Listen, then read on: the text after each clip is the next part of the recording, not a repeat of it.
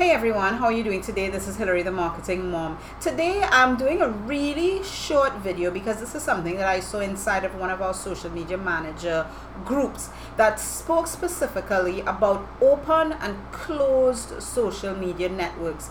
And I wanted to share why this is important for your business, because a lot of people are on Facebook and they believe Facebook is king.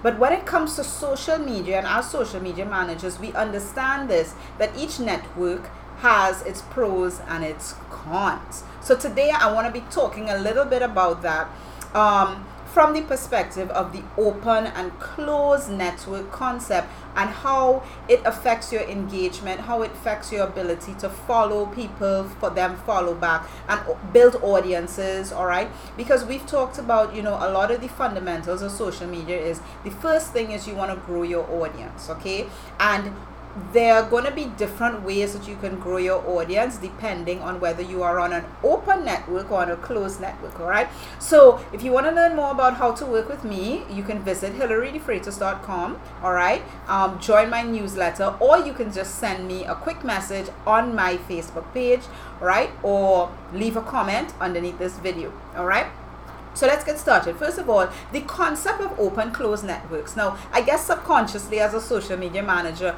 I always knew this. But when inside of that group, we had a brand new social media manager come in and ask about growing their audience and what was the best way, and whether they should be actually promising a certain growth level. And we did see a lot of comments come in there, and it only dawned on me then that wait, depending on whether she's in an open or closed network, that would depend on how many really followers you can sort of guarantee. Now this is important for you as a business, because maybe you don't have a social media manager who's managing your pages for you, but this is important for you to understand your growth and how your pages are growing. Because a lot of companies, maybe they start on Facebook because that's where they were told that they have to be. You've got to be on Facebook. All right, now Facebook is one of the examples of a closed network. So if you were to search, like, if I did a video and I searched for social media tips, okay, what you will find are things coming up from Pinterest, from LinkedIn, from Google, from YouTube. But you're not going to see that many posts come up from in the Google search come up from Facebook. And that's because Facebook is what we call a closed network. All right, in terms of you don't get a lot of outreach. What's on Facebook stays on Facebook, kind of. And Facebook likes it that way, and Facebook wants it that way.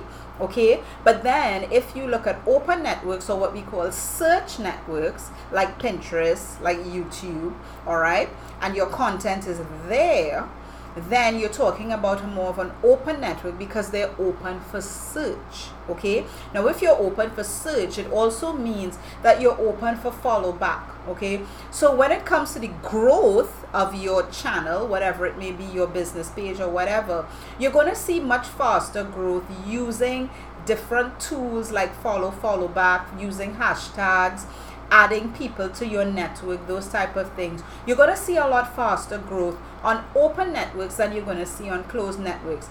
And it's just because you can, for example, on Pinterest, you can add people to your network and they will now see what you're about and they'll add you back. And that's all on a business page.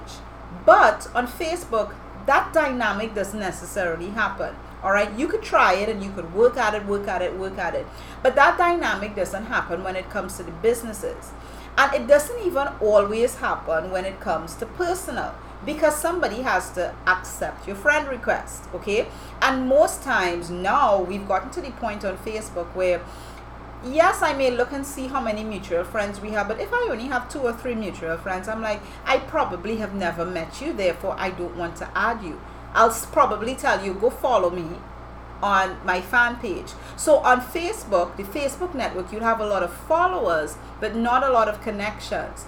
Another place where you see that happening is on LinkedIn, okay, with the personal connections. But at least when you share content on LinkedIn, it does show up in a Google search. So that's really important to know the difference, especially from a business standpoint, of what is the benefits between this open network and this closed network concept. Because I want to be able to be on a network where I could be found. Okay, that's important for a business. I want to be on a network where I'm able to be found, and this is especially important if you don't know where your target market is. Okay, now I've said this 100 times and I'll say it again.